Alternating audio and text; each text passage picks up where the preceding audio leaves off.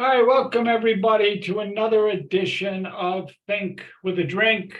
This is the weekly webinar series brought to you by the ARIES Foundation for Financial Education. And this week we are doing, Greg, the 10 worst places to retire in the USA.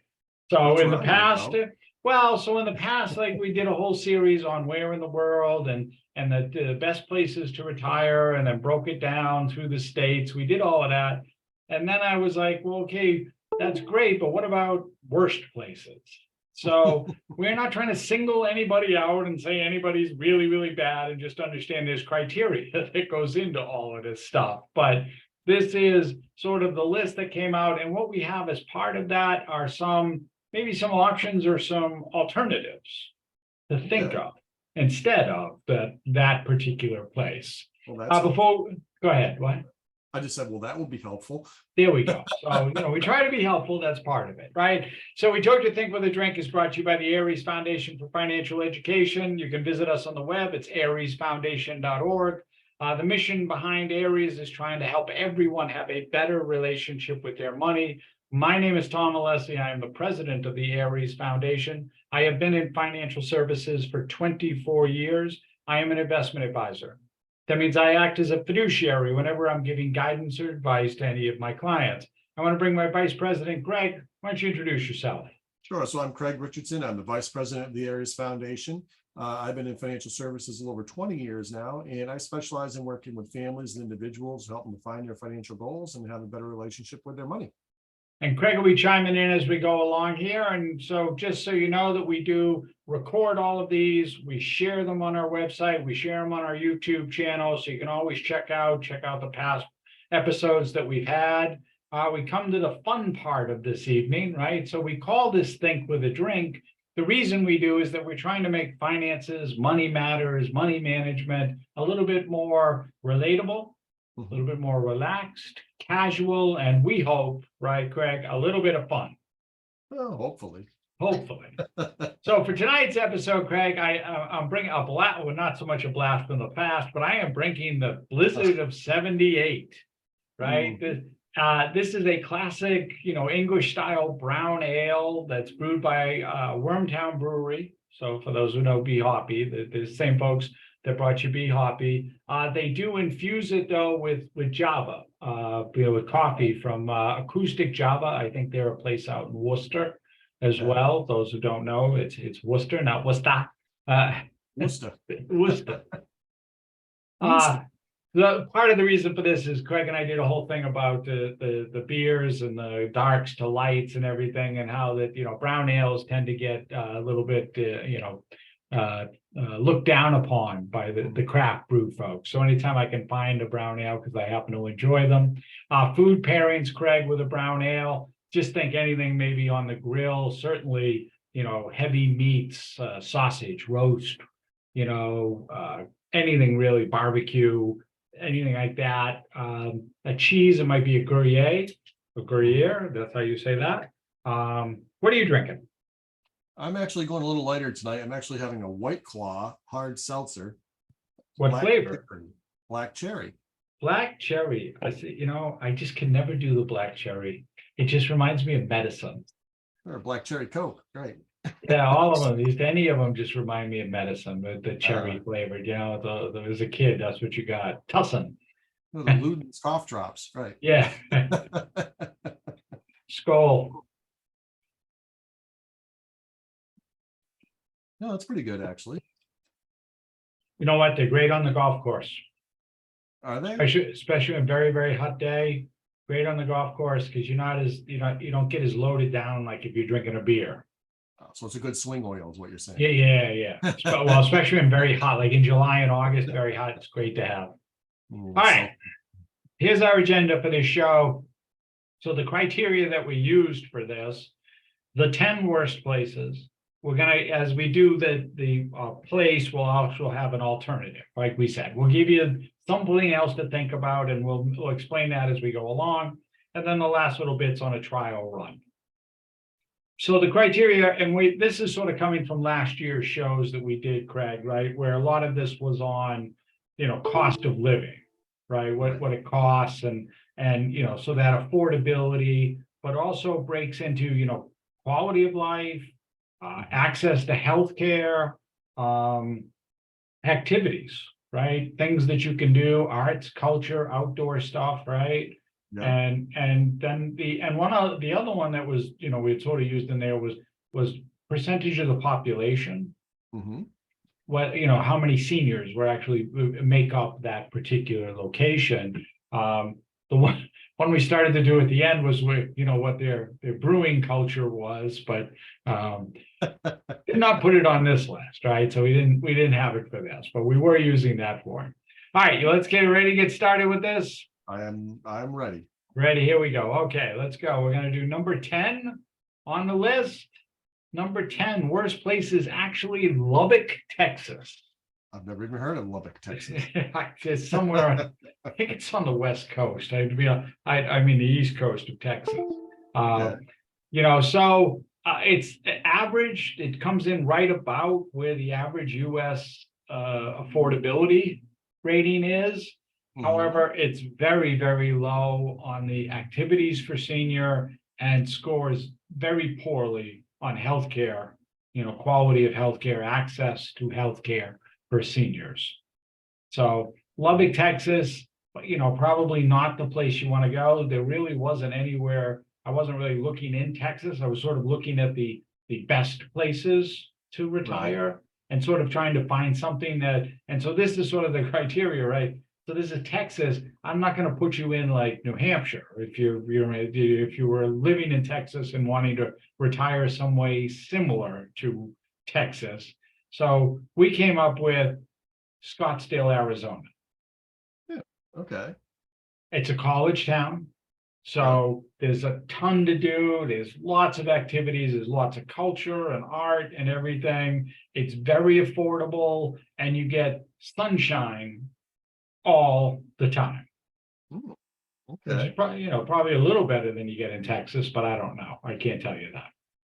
Well, yeah, I mean, you probably also don't get, tidal waves and hurricanes Oh yeah, and any of like that you get stuff, on the right? east coast of Texas. Yeah, which might what be you get another- is you get the humidity in the summer, though. It gets very, very hot. It gets very hot, not so much humidity, but very, very hot in the summer. So you do run into those. We talked about this with Arizona with the utility bills because you got to have the AC going, Oh, yeah, well, that's true. Yeah. right? But it is affordable. That is the idea. Okay, moving on. Number 9.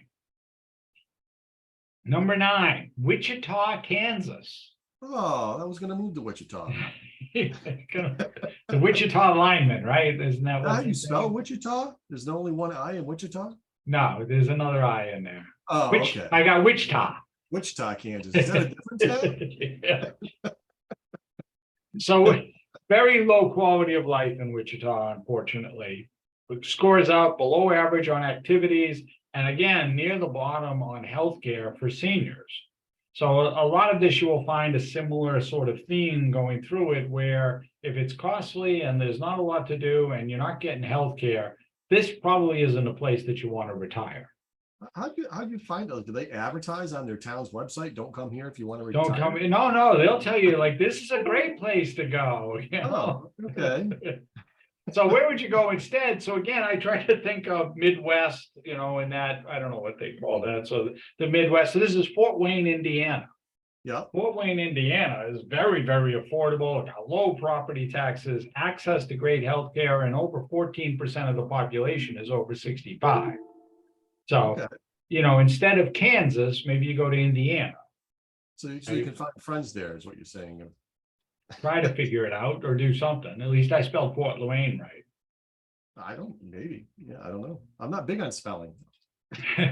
So I have spell check for it. Spell check. All right. Of course, I guess they figured that Wichita must have been a spelling okay. Well, I'm from the Berkshire, so we never say anything right. So who the hell knows how you're supposed to spell something? All right, number 8.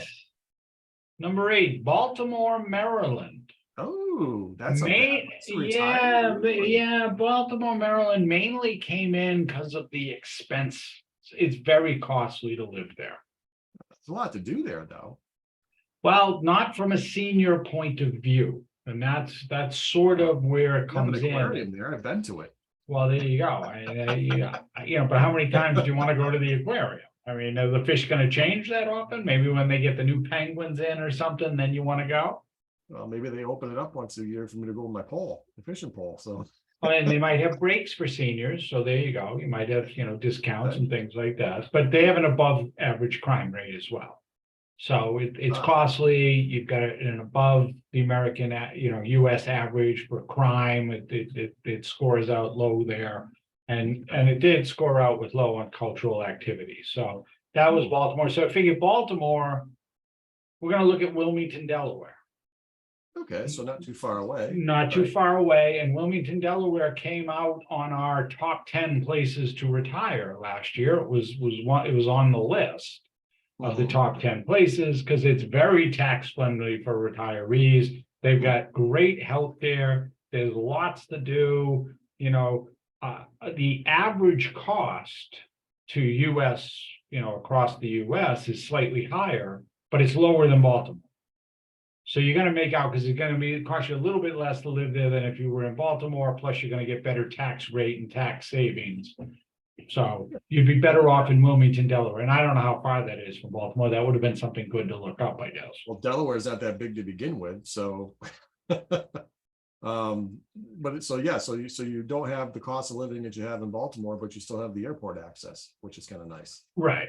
And there's a lot to do. They got a lot going on in Wilmington in terms of arts and activities and things to do. So one of those like designation places for retirees, which, like I said, last year surprised us, Delaware of all the places, right? Well, you get winter, but it's mild. Mild, exactly. Yeah. So you get the changing of seasons without having to shovel 4 feet of snow, right? Yeah, that was the other reason I was drinking a blizzard of 78 because we're doing worst places to retire. Suck. I don't want to retire. Snow belt coming up at some point then. Yeah, no, that's not going to happen. So they see that doesn't happen.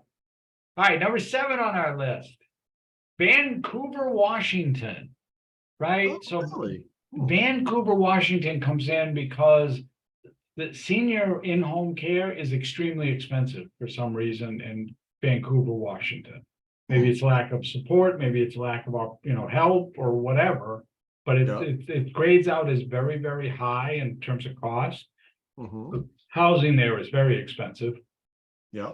It's a lot of traffic and not a lot of public transportation, which makes getting around tough, especially if you're a senior and you don't want to drive, makes it hard to get around. And let's face it, it freaking rains all the time. Well, it keeps it green. Does keep it green, keeps you wet, but so that as we get older, rain and then cold tends to get into the bones, and that's the other thing that there's a term for it, right? The acronym is SAD. So there's something about the sunlight deficiency or something that it's a real thing, some sort of depression, like that comes with lack of sunlight, or that does happen. Right. I mean, I know it's an issue like when you go north, like northern Alaska, where they have the longer nights. Yeah, right.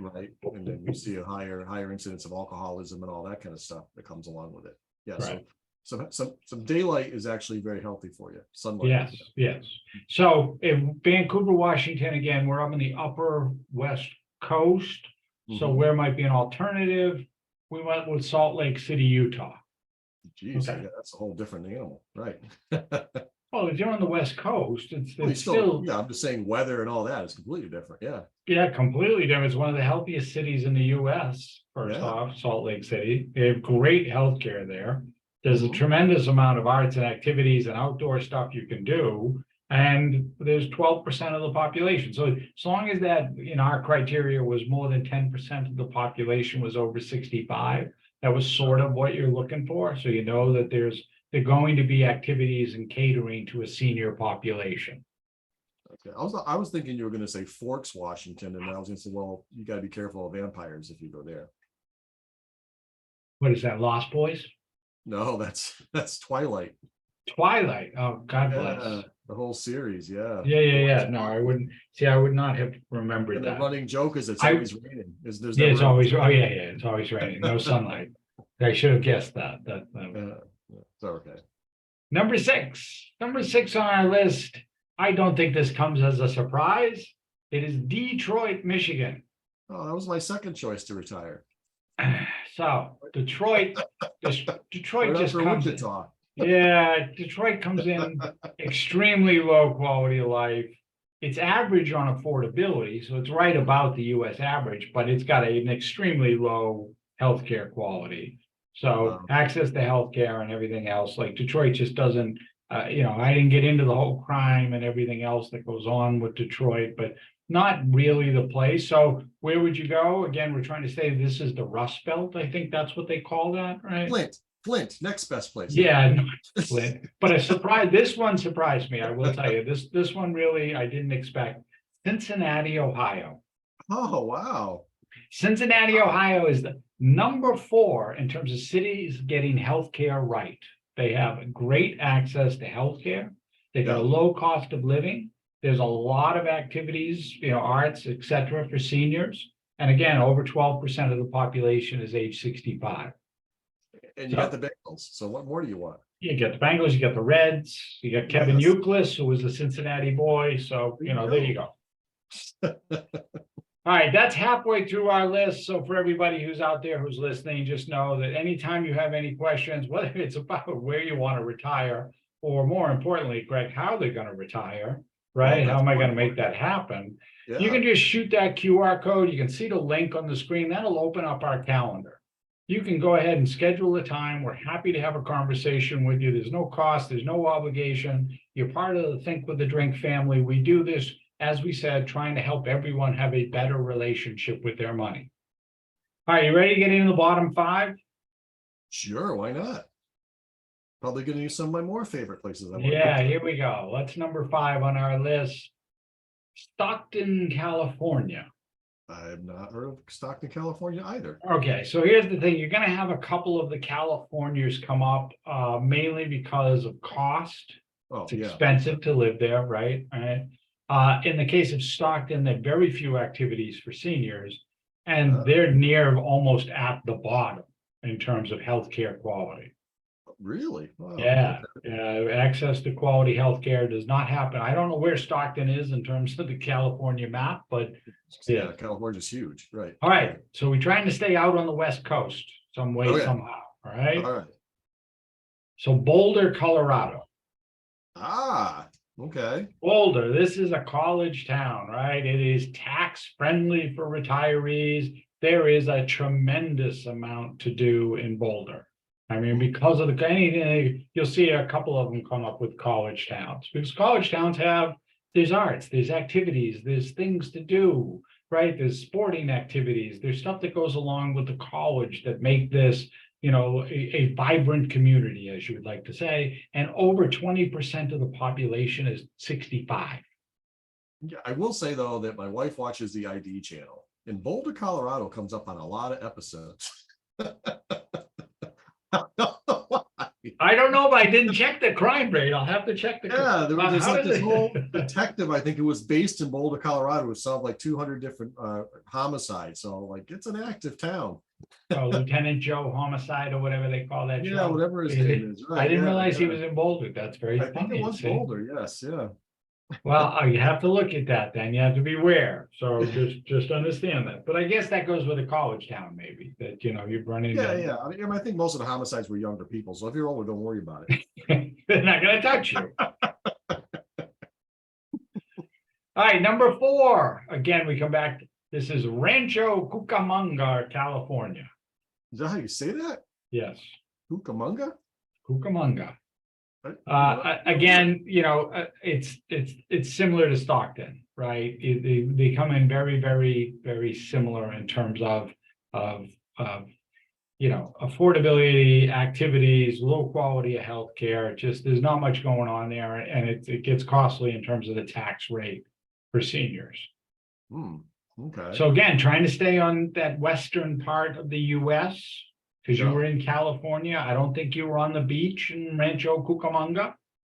I don't know that, but I don't think so. Cody, Wyoming. Cody, very, very affordable in Cody, Wyoming. Over 20% of the population is age 65. They got high quality healthcare. They got tons of activities and culture, and you are not too far from Yellowstone National Park. Not the TV show, but the national park. Ah, right. Yeah, Yellowstone, right. Yeah, no, that sounds like a lot of fun. Absolutely.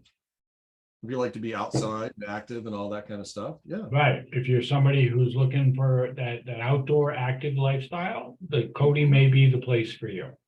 Very nice. Number 3 is San Bernardino, California. Really? Why is Yes. that? So San Bernardino it's a little bit more costly than the average, again, across the US. Well, it's But California again. Right? yeah, it's California, it's sort of similar here, but the reason it shows up on number 3 is because it grades out near the bottom on activities and healthcare and quality of life. Like there's not much going on, I guess, in San Bernardino, California. So if you want to be bored, that's a good place to retire. Yeah, well, you don't want to retire there. No. Yeah. Okay. So again, trying to stay in the western part of the US, Boise, Idaho. Really? And I think Boise, Idaho showed up on the top 10 list last year when we did it. Okay. It is the 8th safest city in the world. Really? In the world. The world. Wow. World. Yeah. I thought all 8 cities would have been in Denmark, but that's okay. Denmark is crazy, though. You got to watch out for Copenhagen. It gets crazy there. No, I was very safe there, but okay. Access to high quality healthcare. There's a lot to do, and it's very tax friendly for retirees. Like they don't tax a lot of your like the Social Security and the retirement income from pensions and that type of thing. Now, is that the state or is that the city itself? No, that's the state, Idaho. Okay, but Boise shows up because it's the 8th safest city in the world.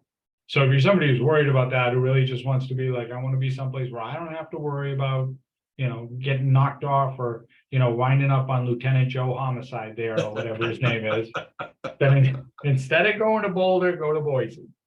Well, it's also sort of in the middle of the country. So if you have family on either side coast, it's not such a bad. How's that middle of the country, Idaho? That's on the West Coast, dude. Is it? Well, okay. Was it by Wyoming? It's right next to it. Right up. Okay. So you're further west than I thought. Yeah. You're under Montana and next to Montana. Oh crap. Okay. Yeah, you are out there. Yeah. We were taking California, so we weren't trying to go too far west, too far east. Yeah, California. That's where I get my wheat. All right, so now this one should not come as a surprise. It's Newark, New Jersey. Number 1 place to retire. Number two. To retire. Number 2, not to retire is Newark, New Jersey. Why would you not want to retire to Newark, New Jersey? It's Jersey. That's the first thing. It's expensive, so it has a low affordability rating, and it's near the bottom on quality of life. There's just not much going on for seniors in Newark, New Jersey. And let's face it, it's Joycey, so Melanie can't watch this episode, but that's okay. I don't want to beat up the whole state of Jersey. It is called the Garden State for a reason. Yes. The coastline, like I said, Newark being a port city, yeah, it's a little bit kind of the armpit of New Jersey. Yeah.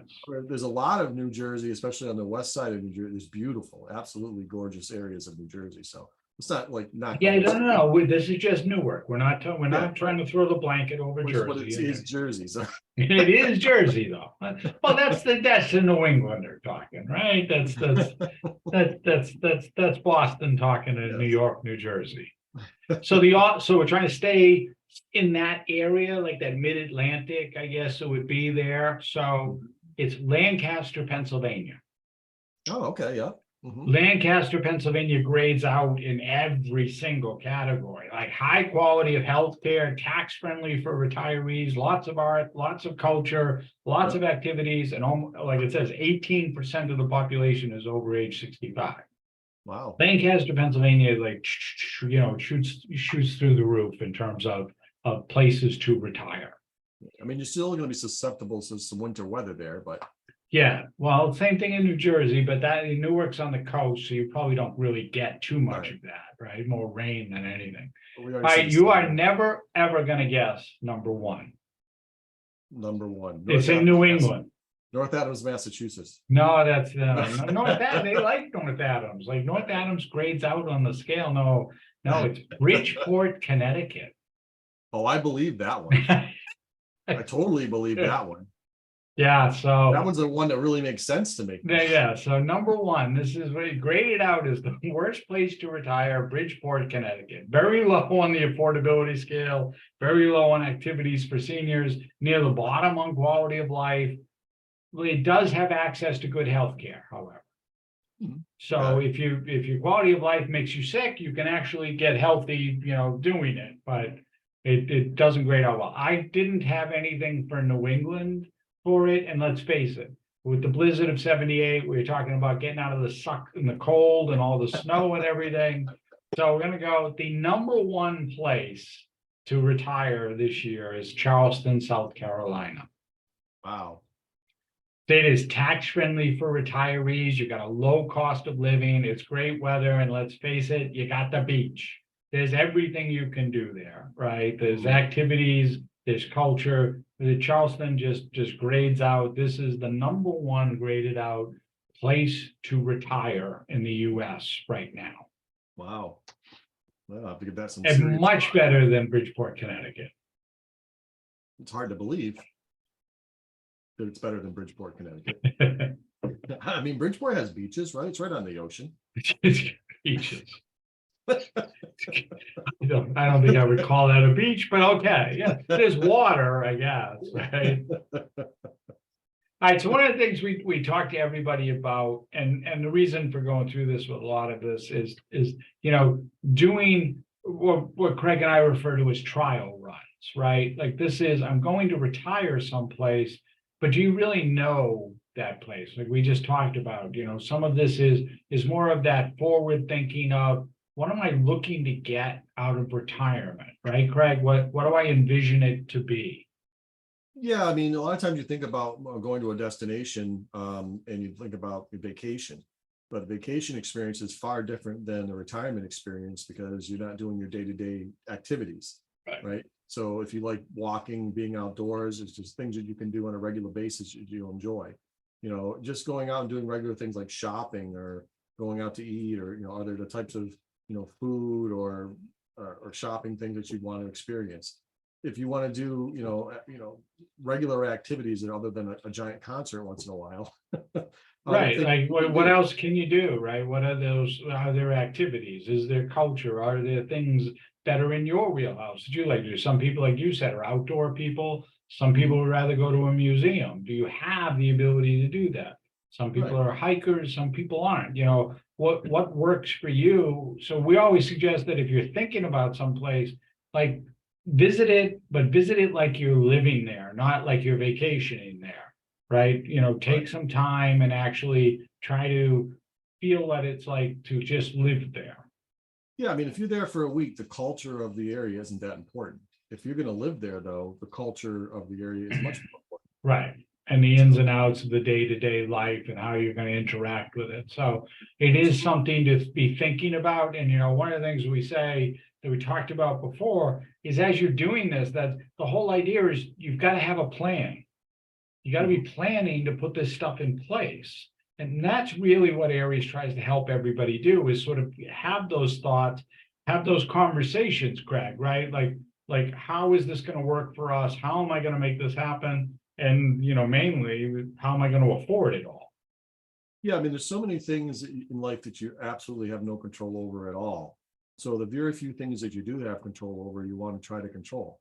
And that is, looking at your future, planning for your future, trying to save, do the things that are going to put you in the best position possible, so that you can enjoy your retirement. Right. And so we keep the Think with a Drink theme going to what's on tap. So to close out June here, next week, we're going to do a thing on student loans. Not only with the pause button, what? That should be interesting. Yeah, so not only with the pause coming off, right? That's part of the whole debt ceiling negotiation, that the pause button is going to stop. Like, how are we dealing with that? How do you tackle that? How do you handle it? What are you doing? On 622, because this is a question we're getting a lot right now, Craig, which is, should I buy or should I lease? Okay. Right? And on a variety of things, not just a home, just a whole bunch of different things. And then on 629, we do a mid-year review. What's going on and what do we see coming for the next half of the year as far as investing in the markets and everything else that's gone on? Sounds like a plan.